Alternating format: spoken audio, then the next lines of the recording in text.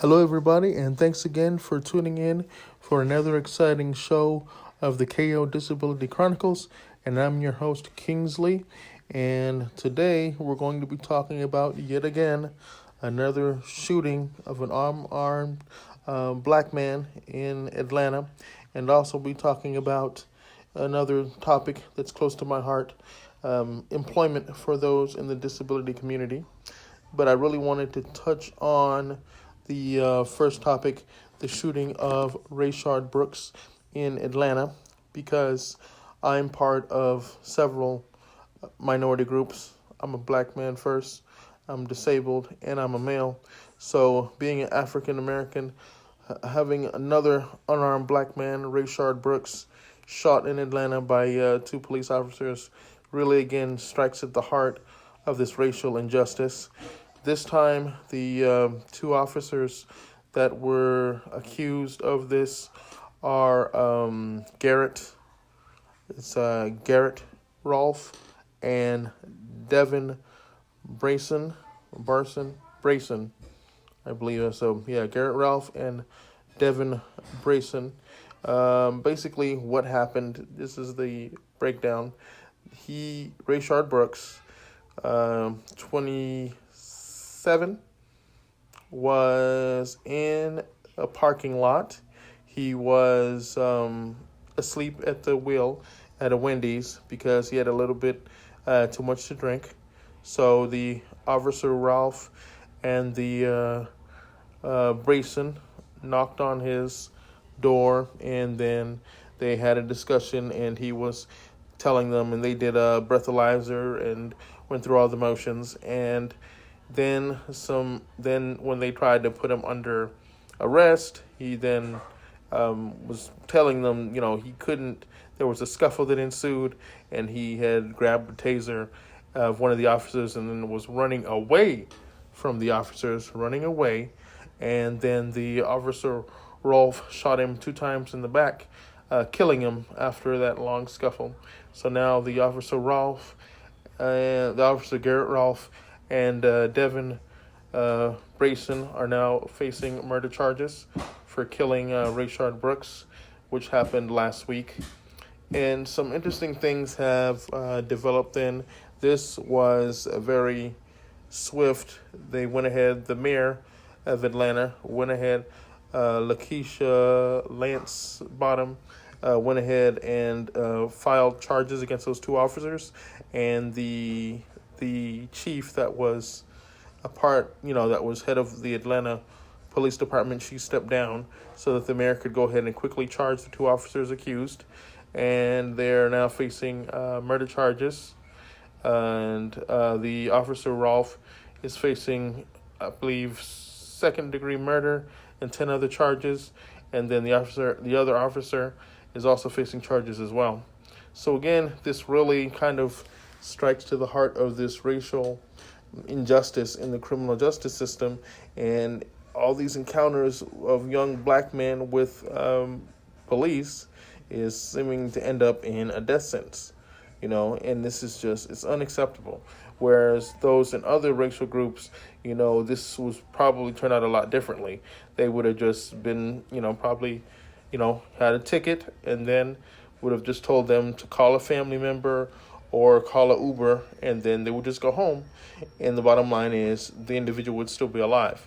But in Rayshard Brooks' case that happened last week, he was just, he made a mistake like normal 20-something-year-olds do. But instead of just being able to go home, he's now, unfortunately, lost his life. And his children, now have lost a father. His parents have lost a son.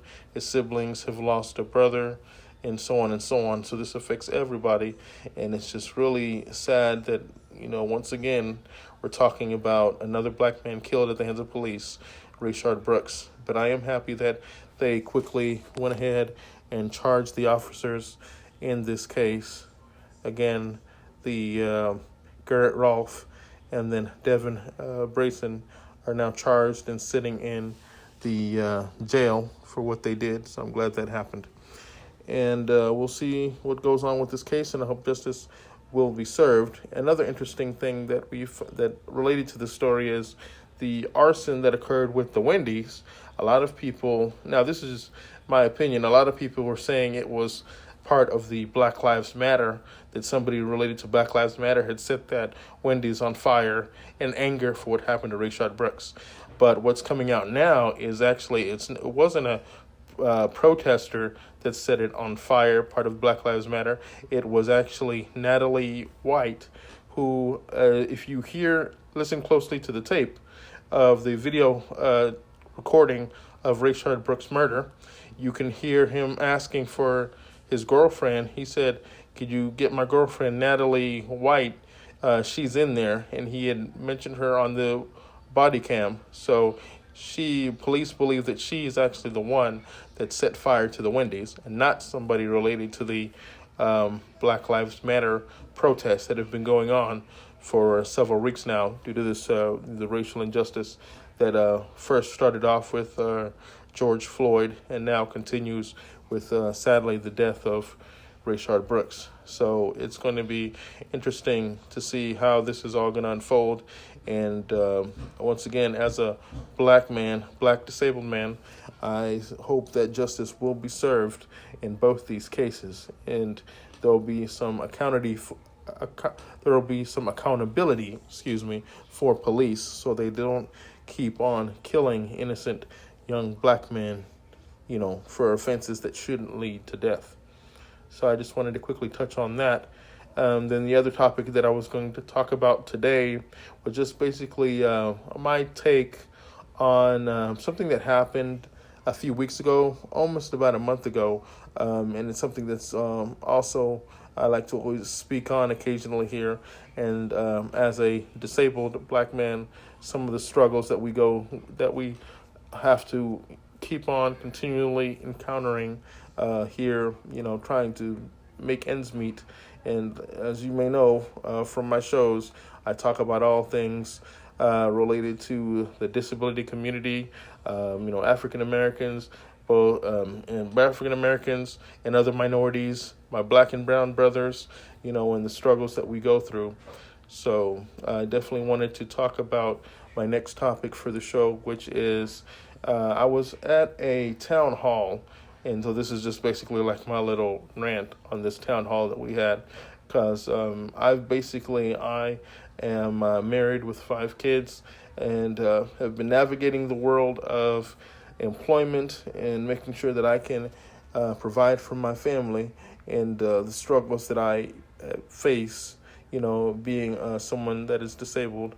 And I know that, we all go through struggles, but particularly I was going to talk about some of the real big struggles that people with disabilities in the disability community face. And I know for me, this is a personal anecdote was when I was listening to this town hall. Now, just a little backstory about the town hall and what organization was sponsoring it.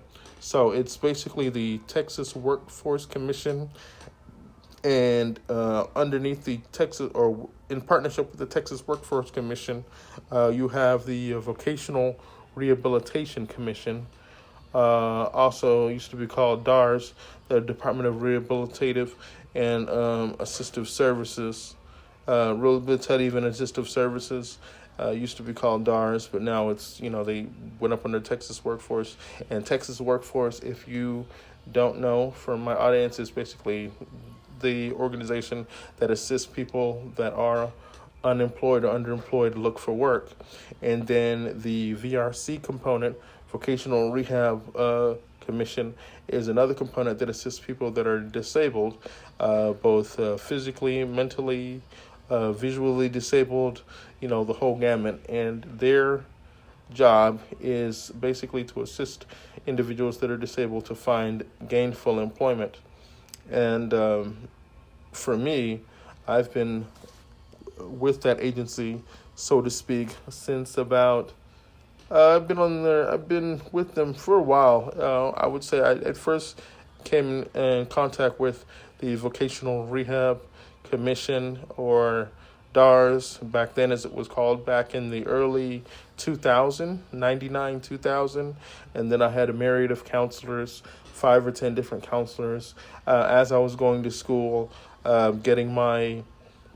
working on getting my bachelor's. I went to community college and took a lot of my courses, and then I went off to the great University of North Texas and got my bachelor's, and then I got my master's, and then like everyone, just went out into the workforce looking for work, and with the assistance of the vocational rehab, was hopeful that I would find something. So luckily, I was able to find some decent jobs and worked for several years. But then, of course, due to this COVID-19 situation, I now find myself unemployed because a lot of the concern, rightfully so, around this virus and the fact that we don't have a cure for it. I went back to the vocational rehab looking for assistance, and they had recently had this town hall, which they wanted to get input from disabled people across the state of Texas, as where I'm from, and they wanted to see what were their consumers' opinions on the vocational rehab program and whether it was serving the purpose. So they had this town hall 3 or 4 different times last month, and I attended, I believe, all 4 of them, and I also attended an annual meeting in which they were basically, getting our input. So in the first 2 meetings I attended, we're talking about how, they make it hard for people with disabilities to get the services that they need. It's like, you have to jump through hoops. I know for me, the first thing that I was looking for was, of course, I wanted to, finish school and make sure that I would get my degree, and then so I would have that to make sure that I would put me in a better position when I was out there on the job market. So, I went through that. But even with going to school and just seeing if I could get some assistance with my tuition, it was definitely a struggle. So anyone that's, in the disability community that's had to deal with the vocational rehab, they know exactly what I'm talking about. And I know a lot of my listeners out here that's part of the disability community, and those even maybe that are not part of the disability community, if you've even worked with the Texas Workforce Commission, that's another organization that people know. You kind of have to jump through a lot of hoops, and there's a lot of needless red tape that you have to deal with. But particularly with the vocational rehab, I know going through school and taking my classes, you're getting bounced from one counselor to another, and the main issue that a lot of disabled people had was that there was no consistency from one counselor to the next. It was just basically, it depended on if you got a good counselor, then they sort of looked out for you, and then you had, you were able to build this good rapport. So thankfully, I definitely want to give a shout out to those wonderful vocational rehab counselors, part of the Texas workforce, that definitely assisted me through my education. Tom Hudgens and Larry Hughes, they did a great job assisting me. They were there for 30-something years. They were very knowledgeable, and they made the process of dealing with the agency bearable. Whereas some other counselors I had, didn't do that, and it was just difficult. So I was happy for them. But just to touch on the town hall. So what was interesting was about the town hall is they had several different topics that they discussed in the town hall. One of them was talking about tell us about issues you've had with the agency, and again I talked about just no consistency. It wasn't uniform across the board. It just depended on which counselor you got, and that sort of determined how your relationship would work, if you would get the services such as, needing tuition for school, or if you needed modifications to a vehicle so you'd be able to get back and forth to work, and like things of that nature, or resume help to fix up your resume so that you would, your resume would look decent when you submitted. And it was interesting that I believe there was about 20 or 30 people on this town hall that they had. This was back in May, and it was done through, it was done through Zoom.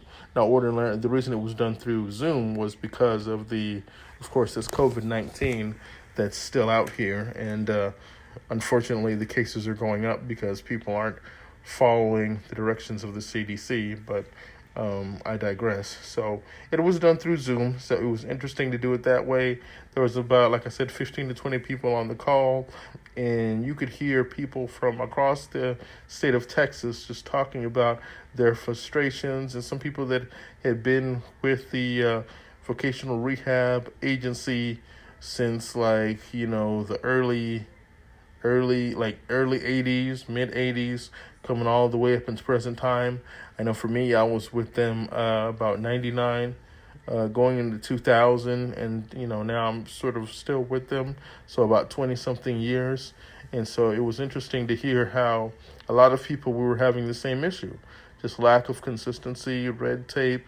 The counselors don't get back to you on time. And the big thing that I think was kind of repeated over and over in these town halls regarding the vocational rehabilitation was how it was just you just didn't know, what you were going to get, and the counselors weren't really trained in being able to build the relationships, because I know that's what I brought up in the town halls, at least 2 or 3 times, was that these vocational rehab counselors that work with the Texas workforce, when dealing with people in the disability community like myself, in order for us to be gainfully employed, we need counselors that, take the time to build relationships with the employers in the local community. Get to know what those employers in the community are looking for, make sure, and then, build that bridge so that they can say, hey, okay, I have this consumer here. Let's say, like, for example, me, I have my 1 degree's in social work or sociology, another one's in criminal justice. Building the relationship with the employers and saying, hey, I have this individual, he has this degree, he's interested in this type of position, he's done work here, and making that connection between the employee and the employer so that there's a smooth transition. And I was just basically telling them that if the vocational rehab counselors would take the time to make that connection, it would make for a lot smoother transition and allow for a lot of us in the disability community to find gainful employment. And I mean meaningful gainful employment, not just these shelter workshops, which is what I touched on in my last show with the talked about Goodwill and though in how the loophole with the Fair Labor Standards Act, and how they're able to hire disabled people to work in these shelter workshops and pay them less than minimum wage, which for me, as a disabled person, is completely just horrible. I think as an American, as a disabled American in the United States, we live in the greatest country in the world, and for me, it is just unbelievable that in 2020, that there would be a law on the books that would allow companies to hire individuals that are disabled and pay them less than minimum wage. It's just slave labor. So for me, I'm definitely not going to stand for that, and I hope that eventually that law will get changed. But going back to what I was saying, in addition to building that relationship with the employers, I was also mentioning that there should also be a time to where the consumers can actually sit down with their counselor and make sure that the plan that these counselors, vocational rehab counselors, are coming up, for with the consumer, are done in a partnership. Because from what I was hearing on the phone call and what I experienced with a few of my counselors, was that I didn't really feel that it was a partnership. Felt that I was basically just told where to go, and then I gave an example on the phone about when I was going for my driving. I was basically attempting to get my driver's license, and I was just told I had to go to this program over at this area, and then I had concerns about going to that area, but I was just told to go over there, and because I was told just to go over there, I did it, but I wasn't comfortable with the instructor, Tommy Crumpton over there at Baylor, who he's now retired, but his attitudes towards disabled people, in my opinion, was just horrible. He didn't believe that disabled people could drive, and just a whole lot of negativity. And the people that know me, I just don't deal good with negativity at all, so that was horrible. And so being just told where to go versus given the opportunity to have the partnership with my VRC counselor and decide on the best course of action, to me was a recipe for disaster. So I had mentioned that there needs to be that partnership, and then, like I also said, there needs to be that relationship to where these counselors go out and make an effort to build a relationship with the employers out in there, so that it makes it easier. And then also the counselors to really get to learn like the different categories of people with their disabilities and, terminology, like, deaf, blind. A lot of counselors sort of lump that into there. There's a distinction between, the deaf, blind community or the visually impaired. So knowing the categories of people they're dealing with and being able to really assist them was important. It's important for the counselors to learn that and take the time to do that. And then in the town hall, I also mentioned that if there's a disagreement with your vocational rehab counselor, now according to their handbook, as a consumer like myself, if there's a disagreement with the counselor, the consumer should have the ability to switch counselors.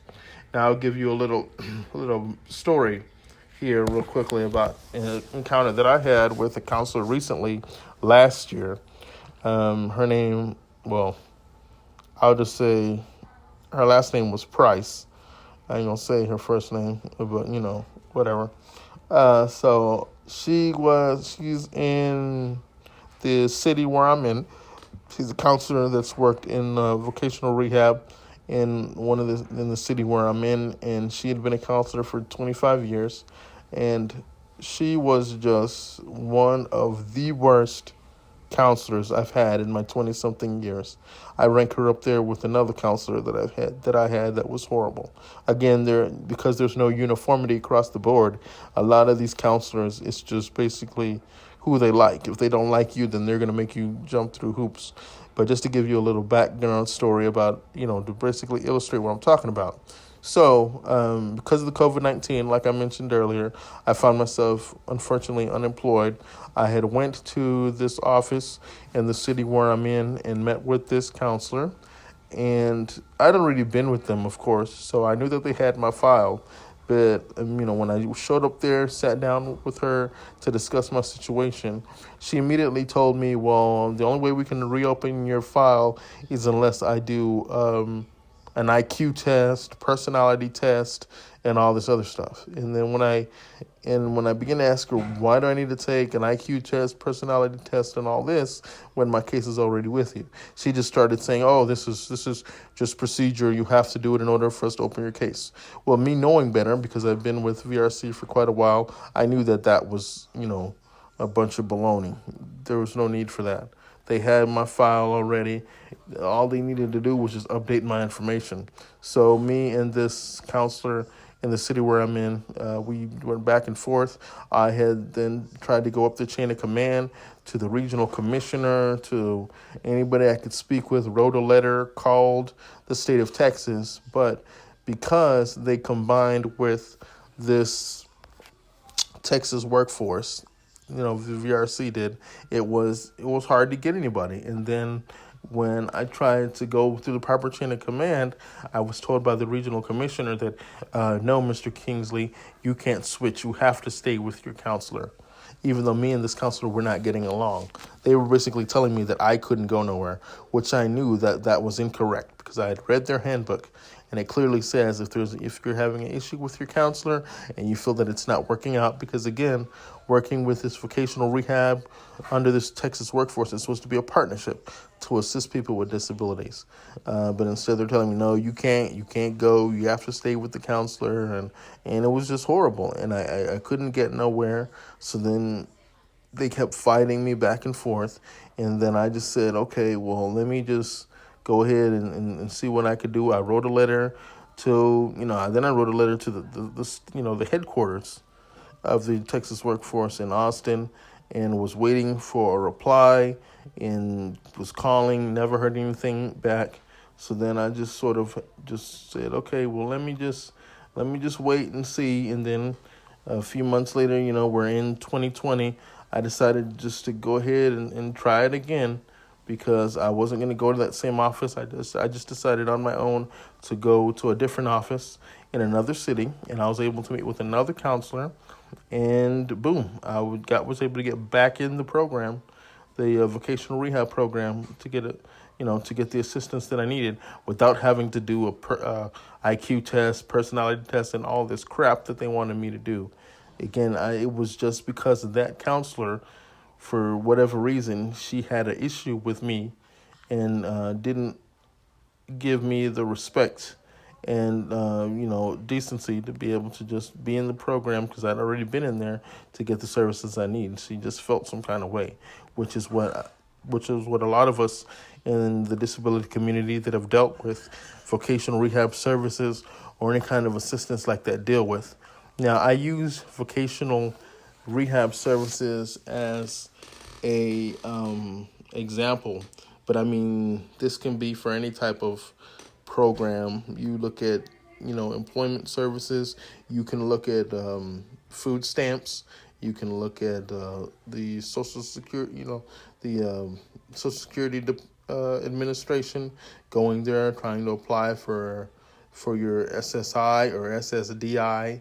Or you go to the, like I said, the food stamp office, and you try to get your Medicaid and your food stamps. There's always some kind of red tape, and you just kind of have to hope that you meet with a person that sort of understands what you're going through and is going to just give you the respect that you would hope that, they would show you as working in a state job like that.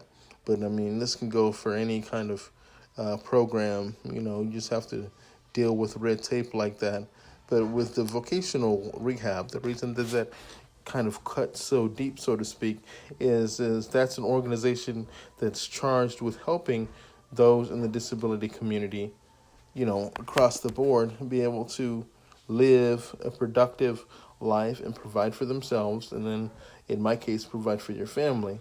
But because there have counselors there that that just want to sort of dance to their own tune and do what they want to do, and there's no uniformity, you go through the hoops and struggles that I had to go through with several counselors, and particularly this last one in the city where I'm in, she was just completely rude and just didn't want to help me.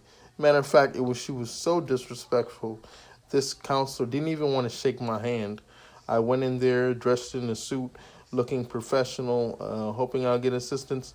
I put my hand out there for her to shake it, do all the pleasantries, and she didn't even bother to shake my hand. She just sort of looked at me like she was disgusted, and I had mentioned that to her superior, her supervisor, mentioned it to the commissioner, that the way that she treated me was just unacceptable. And I told her supervisor and the commissioner that, why am I being treated less than human? I mean, she just total disrespect from this counselor from the VRC program. And it was just sad that they would have a council like that, that supposedly she said she had worked there for 25 years. But from her demeanor and the way that she acted towards me, there was just no professionalism, and she was just completely rude. And it was to hear, going back to the town hall, to hear everybody on that town hall talk about how they were just disgusted and they were confused on the way they had been treated going through this vocational rehab, or DARS back then for a lot of us, and the red and the tape, the red tape that a lot of them continue to go through, like myself. And this was, as far as back as, in the mid 80s or early, I'm sorry, back in the 70s, going from the 70s up until current time period, because I was hearing individuals on this town hall, that were in their 50s and, going in the early 60s. So it was both the consumers' families, just talking about the issues they've had with the organization and just not being able to get the services they need. Again, the lack of communication between consumer and the counselor, and no uniformity across the board. So hearing everybody from the whole state of Texas just talk about all the struggles they had with this organization, and we're just hoping that this town hall, because the Texas Workforce was hosting it, we're hoping that they would take all our feedback that we're giving them and make sure that they take it and they do something with it to improve the organization, to make sure that the dialogue between consumer and counselor goes more smoothly and leads to the ultimate goal of what we all want, is for disabled people to live a productive and meaningful life and be able to provide for themselves and their family. So I was glad I was a part of that town hall and able to give my, personal anecdotal experience of what I went through. And it was, I don't know if I want to say kind of reassuring, or, it reaffirmed what I already knew. That's the word. Kind of reaffirmed what I already knew about the organization, that it's just who you get. And it's just a coin toss. But I hope that those that heard us on that town hall would take that information back and do something with it to better the organization. Again, I don't want this to be like I'm just totally ragging on the vocational rehab program, which, I'm just basically giving my opinion and hoping that something will come out of that town hall that will make it better for everybody. So, thanks. That's basically all I wanted to talk about for today's show. Just again, talk about what's going on in our society with the criminal justice reform and sadly the death of another black man, Rayshard Brooks, like I mentioned earlier at the top of the show, and then just my take and opinion on the town hall that I was a part of a few weeks ago. Once again, everybody, thanks again for listening. I'm your host of the KO Disability Chronicles. Catch me next week for another show and more interesting topics as we continue to navigate this new normal that we find ourselves in, Corona, pandemic and all. Catch me on all my social media platforms